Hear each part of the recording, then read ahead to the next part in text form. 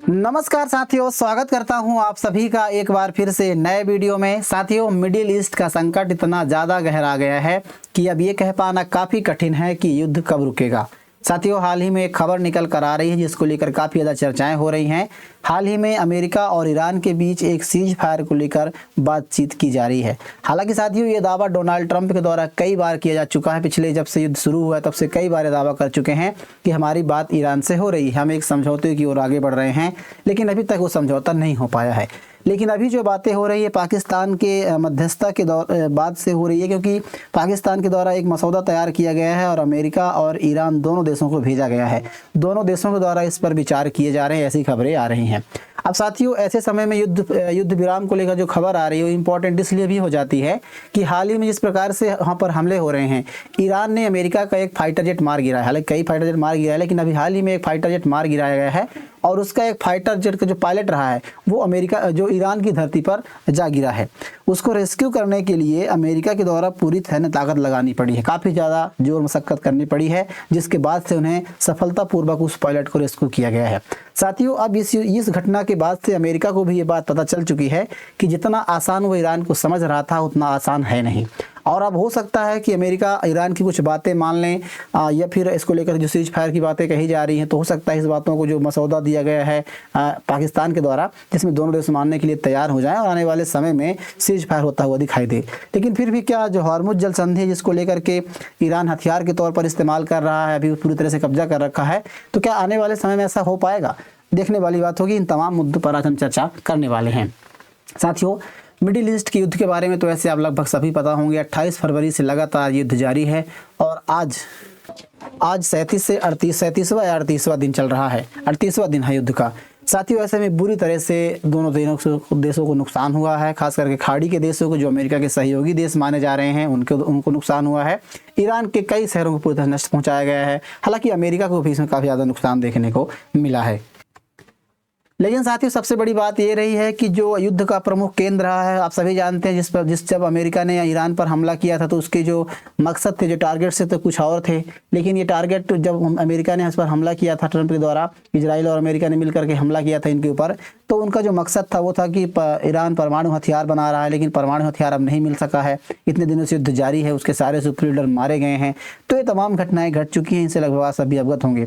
लेकिन उसके बाद से हॉर्मुज़ स्ट्रीट को लेकर के विवाद शुरू हो गया और हॉर्मुज़ स्ट्रीट इस प्रकार से आप देख सकते हैं, मिडिल मैप में देखने के लिए प्रयास करें तो मैं आपको बताने का प्रयास करूँगा। आप देख सकते हैं ये गल्फ ऑफ ओमान है, ये पर्शियन की खाड़ी है। साथियों, यहाँ पर एक सकरा रास्ता जाता है जो हॉर्मुज़ स्ट्रीट कहलाता है, जिसको ईरान के कब्जे में है और ईरान इसे हथियार के तौर पर इस्तेमाल कर रहा है, क्योंकि पूरी दुनिया पर 20% से ज़्यादा तेल और गैस की सप्लाई यहाँ से होती है। और कतर हो, यूएई हो, सऊदी अरेबिया हो, इराक हो, यहाँ के द्वारा तेल की सप्लाई दुनिया भर के देशों को की जाती है, गैस की सप्लाई की जाती है। ऐसे में ये बाधित होने की वजह से पूरी दुनिया में तेल और गैस के दाम काफ़ी ज़्यादा बढ़ गए, आप सभी जानते हैं। ट्रंप लगातार प्रयास कर रहे हैं कि हॉर्मुज़ स्ट्रीट को ओपन किया जाए और पूरी दुनिया को जो अर्थव्यवस्था बुरी तरह से प्रभावित हुई है उसको कहीं ना कहीं कंट्रोल में लाया जाए। अब साथियों, सबसे बड़ा दबाव यही है, क्योंकि पूरी दुनिया में तेल और गैस के दाम बढ़ रहे हैं। ऐसे में ट्रंप के ऊपर कहीं ना कहीं दबाव आ रहा है। कल्पना कीजिए, यदि हॉर्मुज़ ऑफ स्ट्रीट ईरान के पास नहीं होता और यहाँ से दुनिया को तेल और गैस सप्लाई नहीं होती तो इतना ज़्यादा दबाव ट्रंप पर नहीं रहता। इस प्रकार से यूक्रेन युद्ध में रसिया को है। साथियों, आप सभी जानते हैं कि रसिया और यूक्रेन काफ़ी 2-3 सालों से युद्ध में है और यूक्रेन का उतना ज़्यादा महत्व तो है नहीं जियोपॉलिटिक्स में, क्योंकि वो ना तो कोई बड़ा सप्लायर है ना तो कोई बड़ा उत्पादक है जिससे पूरी दुनिया प्रभावित हो। तो उसके बावजूद दुनिया की अर्थव्यवस्था पर नुकसान नहीं हो रहा है। लेकिन जिस प्रकार से हॉर्मुज़ स्ट्रीट को लेकर के अभी जो ट्रंप ने हमला किया गया है उसको कंट्रोल किया गया है, जिससे पूरी दुनिया प्रभावित हुई है। साथियों, खबरों में आप देख सकते हैं, इसको लेकर आज हम चर्चा करने जा रहे हैं। इसकी हेडलाइंस बन रही हैं। सूत्रों के अनुसार ईरान और अमेरिका शत्रुता को समाप्त कर सकते हैं और सीज फायर पर बात कर सकते हैं। हो सकता है तत्काल युद्ध विराम किया जाए। आप इसकी हेडलाइन देख सकते हैं, 45 दिनों के लिए युद्ध विराम का प्रस्ताव रखा गया है। आगे हम चर्चा करेंगे इसके बारे में। पहले आप इनकी हेडलाइंस को देख सकते हैं। साथियों, आप सभी जानते हैं कि इस युद्ध से पहले, आगे हम चर्चा करें इसके बारे में, लेकिन इस युद्ध से पहले जो अभी घटना घटती रही है जिसमें अमेरिका काफ़ी बार बैकफुट में नजर आया है। ट्रंप के द्वारा कई बार ये घोषणा की गई है कि हमसे उनकी बात हो रही है और हमने उसको हमले को पूरी तरह से, मतलब अमेरिका भी काफ़ी बुरे तरीके से फंसा है।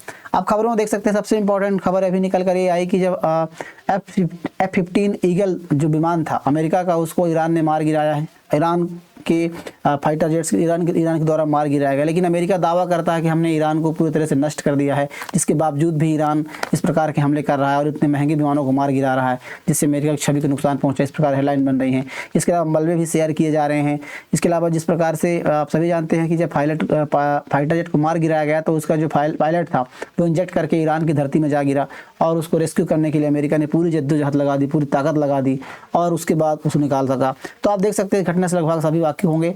और आपको बता दें 36 घंटे का ऑपरेशन चला है, जिसमें एक लंबी घटना रही है और इसमें वापस लाने के लिए नाटकीय बचाव अभियान, मतलब एक फिल्मी तरीके से, नाटकीय तरीके से इसको बचाया गया। जिस प्रकार से फिल्मों में ऐसा हम स्क्रिप्टेड देखते हैं तो उस प्रकार से बताया गया है।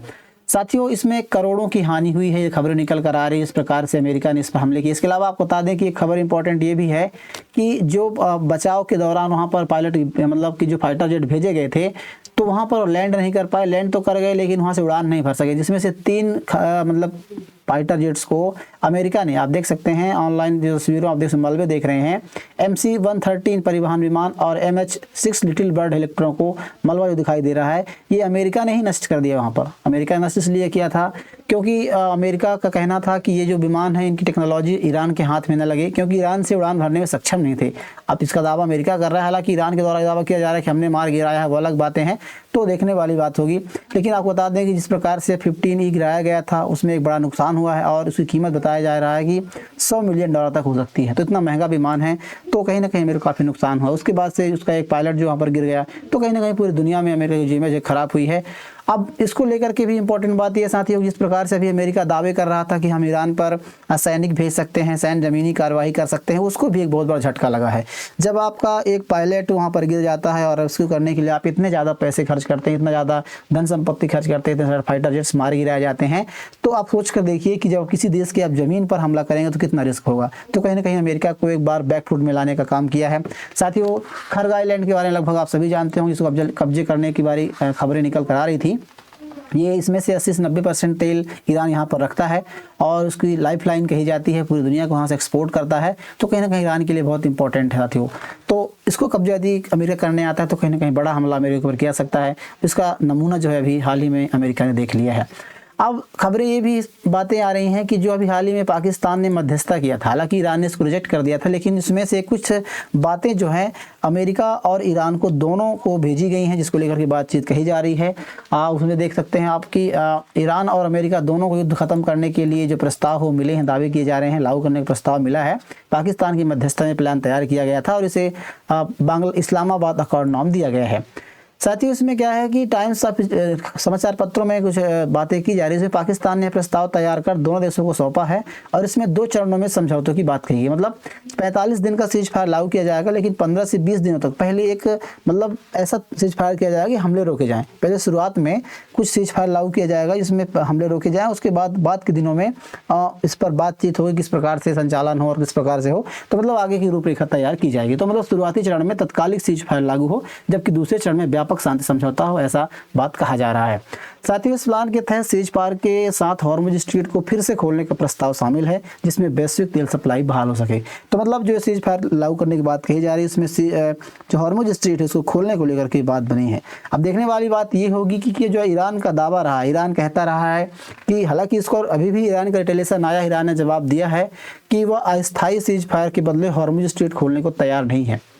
उसका कहना यह है कि कोई स्थायी रूप से कोई सीज फायर लागू हो। जो ईरान का कहना है कि अमेरिका ईरान के ऊपर कोई भी हमला नहीं करेगा, हॉर्मुज स्ट्रीट को सुचारू रखने उसमें कंट्रोल ईरान का होगा। मतलब कई सारे जो दावे ईरान कह रहा है, जो अपनी बातें ईरान रख रहा है, तो क्या उनको अमेरिका मानने को तैयार होगा, ये भी देखने वाली बात होगी। अभी जो दावा किया जा रहा है इसमें 15 से 20 दिनों का अंतिम समझौता होगा। मतलब अभी एक तत्कालिक सीज फायर लागू किया जाएगा और 15 से 20 दिनों के बाद उसको आखिरी समझौता या फिर शांति वार्ता के रूप में किया जाएगा। अभी देखने वाली बात होगी। अभी खबरों में आ रही है कि एक अधिकारी ने कहा, ईरानी अधिकारी द्वारा बयान दिया गया है, जिसमें कहा गया पाकिस्तान के प्रस्ताव की समीक्षा चल रही है, लेकिन दबाव में फैसला नहीं लिया जाएगा। मतलब अभी भी साथियों जो ईरान है वो कड़ा रुख अपनाता हुआ दिखाई दे रहा है।